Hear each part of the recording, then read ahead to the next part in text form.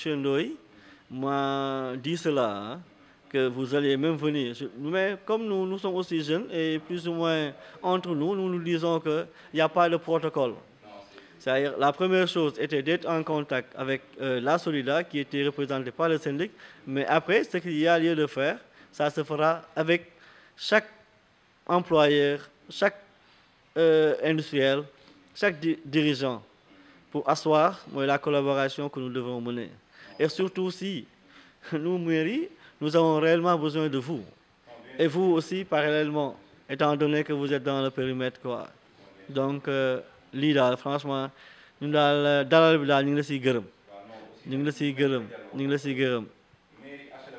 dañuy jàppalante te aussi loolu ñun xam nañ ko parce que Solida ñu ngi fi bëgg a yàgg man HLM laa nekkoon ci marché ba yàgg naa fa ça fait bi ma def Solida léegi ma def fi 15 ans mais nag sant yàlla parce que li ñuy ñaan mooy maire bi fi ñëw itam yàlla nekk fekk yow ba yàlla jeexal lépp ci jàmm parce que àdduna moom tout le temps. loolu la ñuy ñaan quoi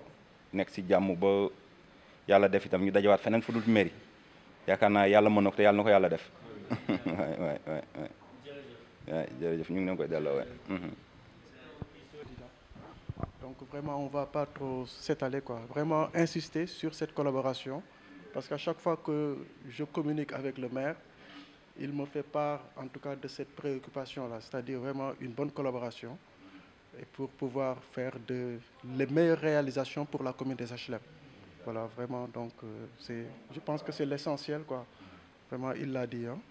Bien dit, bu ñëw seet si frère am rak la ki te li ñuy ko mën a waxee rek communication bu jàllee ñoor bu amul rek liggéey bi day gën a yomb day yomb ci yéen day yomb ci ñun ñu jàpp ne sa rak moo ñëw toog pour liggéey HLM objectif boobu la ñu am moo tax ñu am oyof ñëw déplacé ñëw fii pour kii la bu ñoor amul rek. ñu waxtaan rek bañ a kii réeroo rek day gën a yombal ci yëpp parce que bu yombee bu baaxee ci yéen day baax ci ñun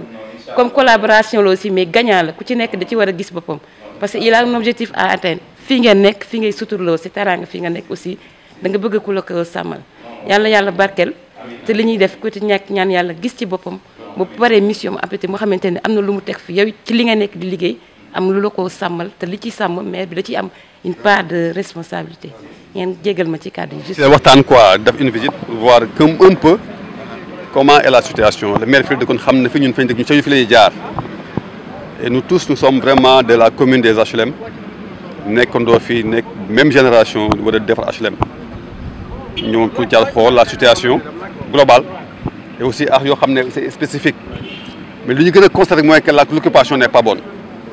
occupation bi baaxul quoi. Quelle est la solution? Comment on doit faire? Comment organiser? Comment se réorganiser? C'est ça l'important. Chacun doit travailler, chacun doit gagner sa vie. Mais comment? On va travailler dans l'anarchie? Wala loo xam ne baaxul ak tu baax su baaxul ci kenn. Tout ça, il faut que ñu waxtaan ci ñun ñëpp xool nu ñu koy defee. Le maire, aujourd'hui, avec sa délégation, est venu voir lui-même qu'est-ce qui se passe. Constater et puis aussi déglu leen yéen tamit ngeen wax ci la moo seen xalaat. Li àddina moom lu gën a li importance mooy échanger ba trouver solution. Mais il faut qu'il y ait une solution pour le bien de tous, au mieux. C'est ce que je voulais introduire tout de suite en tant que président de la commission environnement et aménagement de la commune. Le maire, il est là avec sa délégation. Peut-être que je vous donne la parole ou bien lui, il va parler un peu et vous écouter aussi pour avoir un peu un aperçu de ce que vous pensez de la situation. Voilà un peu moi ce que je dis, monsieur le maire. Assalamu alaikum. Disons que c'est une visite de terrain. Hein. Ce n'était pas une visite, par exemple, pour parler avec les occupants pour une solution ou quoi que ce soit. C'est une visite de terrain pour constater directement le fi am. C'est vrai que fii lañ dëkkoon xam nañ fi exactement li fi am lépp mais léegi nous sommes maires et c'est nous l'autorité et que nous sommes interpellés. C'est fànn boobu nag dañuy wëree HLM yëpp pour xool vraiment mooy li si am loolu tax ñu ñëw fi. Nous avons trouvé cette situation là. Que ngeen xam ne fii ak quelque temps nous allons mettre sur pied un programme pour désencombrer HLM avec la population des HLM aussi ñi fay liggéeyee donc c'est pas une visite boo xam ne dañuy ñëw pour directement trouver des solutions mais c'est juste préparer des événements yoo xam ne waa HLM loolu la ñu sas si fànn boobu nag la ñuy dox te loolu la ñu wéyee mais nag suñ ko waaw ñu koy def aussi c'est bon ñu xool dans le périmètre mooy zone yi nga xam ne war nañ fa dem war nañ fa am nañ fa war a def loolu mooy suñu tànku tey et que Inch'Allah d'ici quelques temps pour ces solutions là dont le président vient de parler vous allez essayer de voir avec eux qu'est-ce qu'il y a lieu de faire mais man maire damay ñëw constater après ce que les services m'auront dit nous allons essayer avec vous mooy de faire cela loolu daal moo doon suñu tànk tey ngeen xam ne du dara nous sommes dans le cadre mooy de notre travail dans le cadre mooy loo xam ne moom lañ fi tegee et que loolu daal lañ bëggoon ñëwoon juste mooy wéyee daal loolu moo doon suñu tànk tey di leen sant di leen gërëm merci beaucoup. ñu ngi rafetlu seen teewaay bi fii nii parce que ñun ñëpp waa HLM la defe naa ñun ñëpp fii la ñuy yeewoo comprendre nga initiative bi mu wax nii loolu nice la parce que ñun moom liggéey moo ñu ñor quoi waaye kuy liggéey moo ñu ñor et puis ñun liggéey moom lañ bëgg comprendre nga d'accord li mu wax noonu mun nañ jàpp loolu noonu comprendre nga man maa ngi doon wax ne sax en tant que man représenté boo xam ne man maa kii fii maa ngi doon wax dinañ jéem a xool nu ñuy dajaloo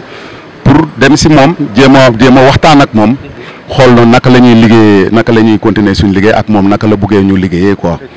merci beaucoup. jàppale bi mooy lan mooy que ne ñun fii lañ nekk dañoo jël dépôt bi sax ci kanam ñun ñoo ko jël ñu ngi en règle di fay suñu publicité di def suñu lépp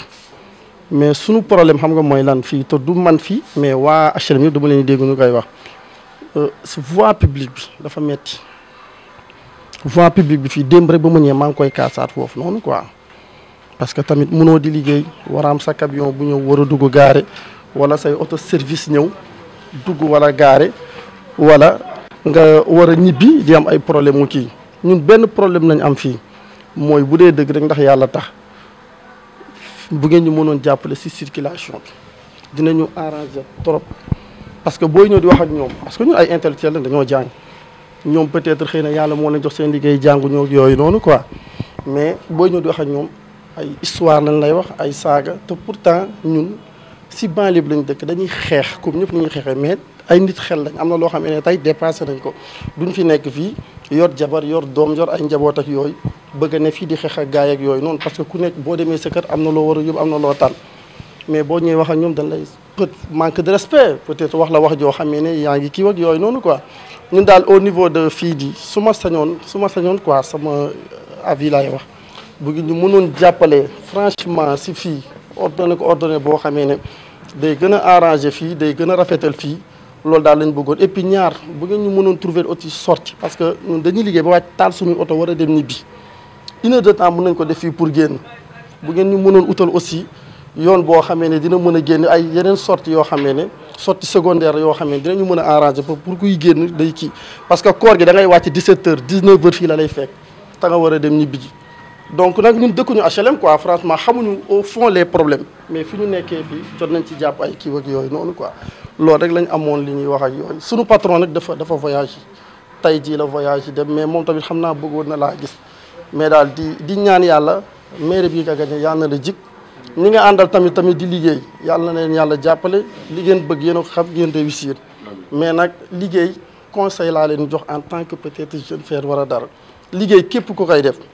da ngay xamee ne liñ naan la xadd xalaat naa ko xaw ma lan da ngay liggéey ndax yàlla tax amul monsieur le maire dafa taxaw bon loolu conseil bi may jox la pour yéen ñii ko mën a ko wër amul monsieur le maire dafa taxaw rek que dañuy liggéey ak yooyu amul ay def si ay affaire su suuf amul yooyu noonu liggéey ku koy def da nga koy def ndax yàlla tax parce que yàlla li nga jëf la lay fay donc man mii di wax nii laa leen nii kii sa daanaka sama chef la yéen mii sama chef la man mi dama fee nekk sama nijaay presque moom fii am naa fi ay responsabilité am naa fi lépp mais tey su ma deful lu jub kii nii daf may créer daf may yuuxu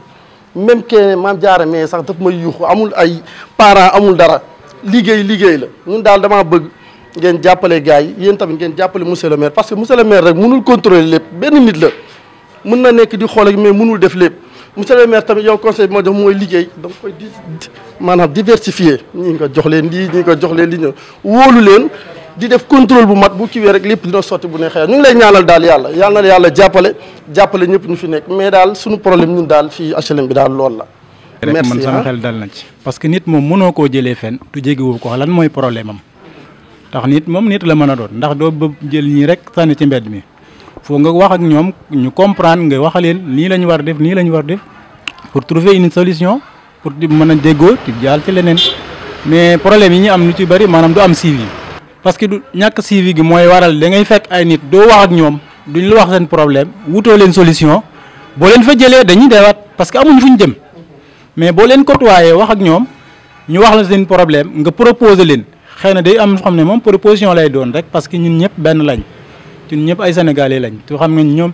malgré xam nañ jafe-jafe yi ñu am fii ak ñoom mais dañuy comprendre it ñoom it dañoo bëgg yóbbu seen kër yi dara loolu rek la compréhension bu amee daal bu waxtaan am jàpp naa ne lépp dina mën a leer incha allah jërë ngeen jëf. ñu ngi ànd ak tey le conseil municipal ak plus ou moins des agents pour wàcc ci terrain bi xool daanaka li ñu ci fànn bi ñu nar a jëm nan lay waxtaanee population nan lay waxtaanee industriels yi ak aussi mooy ñi nga xam ne ñoo occupé yenn zone yoo xam ne nit ñi nee nañ du yoon. dañuy fàttaliku rek fi ñu jógee ñun HLM lañ juddoo te aussi xam nañ ne HLM moom yàgg naa am ay problème et que la population de par le choix bu ñu def si ñun ça ils sont décidés à ce que ki fi juddoo mooy changer mooy réellement HLM mooy solutionner les problèmes y en a te lu fi ñàkk aussi dafay continuer di am mais nous allons tout faire muy changer mooy wàññi daanaka solutionner mooy difficulté li ñuy jàkkoonteel loolu moo waral ñu wàcc sur le terrain encore une fois de plus pour xool ensemble ak ñi nga xam ñoo occupé mooy les certaines zones nan lañ koy régler mooy saafaral mooy situation yooyu situation compliquée yooyu. mooy comme li ma la wax sànq rek réalisation kenn du ko décréter mais aujourd'hui nous avons fait toog nañ ñetti weer au niveau de la mairie jël nañ document ñu fi fekk def nañ état des lieux xool nañ bu baax càmbar nañ ko te xam nañ ne xel ne franchement il nous faut avoir beneen carnet de bord lu ñu xalaatoon ak lu ñu fi fekk bokkul donc il faut que ñu ajuster waat suñu vision suñu politique mais xam nañ ne li ñu commencé dox si ñetti weer yi lépp loo xam ne nan nañ ko jéego bu ñu la fa teg après dina doon lu wóor dina doon loo xam ne day amal njariñ askan wi loolu moom leer nañu te aussi ni ñu àndal aussi xam nañ loolu te incha allah nous allons faire ça. L'ancien maire, c'était quelqu'un de très gentil, de très correct, mais alors quand on a dit qu'il y a un souffle de jeunesse qui vient, c'est encore bien pour la commune. Hein? On a besoin de vous, on a besoin de vous dans cette commune, on a besoin de vous pour réguler un peu cette commune-là, surtout la Sodida zone industrielle. Alors je vous le demande solennellement de gérer un peu. Il y a trop de laisser aller dans cette zone industrielle-là. On ne sait plus si elle appartient aux industriels ou bien si elle appartient aux populations. Ouais, population, on ne sait plus maintenant. On ne sait plus. Mais bon, on va pas. Vous êtes venus dans une visite de proximité, on vous dit bienvenue chez vous. Visite de courtoisie. Ouais. Mais aussi nous tenons au nom de la population des HLM. Vous remercier. Franchement, durant le Ramadan, j'ai eu écho que vous avez énormément participé en aidant la population avec chaque jour avec du pain. Ça, nous tenons directement, comme l'occasion nous est présentée, de vous remercier vivement au nom de la population. Merci. Et aussi vous dire que nous étions juste dans le cadre d'action normale, de connaissance, pour aller à l'encontre des industriels, à l'encontre des acteurs qui sont dans le domaine de la solidarité. Aussi voir les problèmes auxquels vous êtes confrontés. Et ensemble, nous essayons de les solutionner. Il faudrait que nous participions. Inch'Allah. Nous participons, mais que vous exécutez aussi. Inch'Allah. C'est ce qu'on veut. Inch'Allah. Que tout le monde participe au bien-être de cette zone industrielle-là. Inch'Allah. Merci beaucoup. Donc vous avez compris le message. Le message, c'est qu'en grandement, que vous nous aidez vraiment à, en quelque sorte, résorber un temps soit peu, mais les jeunes qui n'ont pas de job, les intégrer. Ça, franchement, nous sommes vraiment preneurs. Et nous allons travailler ensemble. On est prêt pour ça. Ouais. On est prêt pour ça. Yamar est là, Yamar me représente, c'est mon DGA. Il est tellement disponible, il est là toute la nuit, toute la journée. J'ai pitié de lui parfois. Mais bon, on est tous prêts à accueillir toute la population, tout ce que vous voulez. Nous, on reste à votre portée. D'accord. Merci, monsieur le maire. Avec la population pour déguerpir loolu ñun ñoo defoon loolu léegi nag si biir loolu mais retour bi nga xam ne nag maire bi moom li ñu waroon ak moom yëpp def nañ ko mais li nga xam ne nag moom moo ñu ko war a defal def ak bii nii cité Bissap tamit montagne tamit ñun ñoo ko déguerpir génn kii pour parce que ñoom dañu ñëwoon wax ak maire bi comme quoi que ni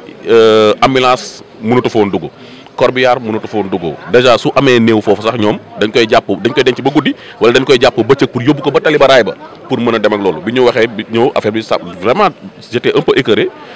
même pas une semaine lañ ko def ñu embellir ko quoi mais nag diggoon nañu ay kii de pub ay support publicité si mur yi ak benn place boo xam ne dañ fa may benn conteneur boo xam ne ñun dañu waroon comme que marché bi da daan am ay plastique mbuus plastique yi dafa bëri woon te ñun tamit dañoo amoon benn problème tuuti ak le ministère de l'environnement pour plaque yooyu ñun dañu def taxawal ay unité de recyclage pour plastique yooyu ñu wut ay xale yoo xam ne même maire bi bu fekkee maire bi moo koy joxe ñu koy for tekk ci benn conteneur bi chaque mois ñu ñëw récupérer ko wala chaque semaine ñu ñëw récupérer ko yóbbu ko recycler ko mais main d'œuvre ba fay nekk ak yooyu maire bi mën na ko jox mais ñun ñu koy fay.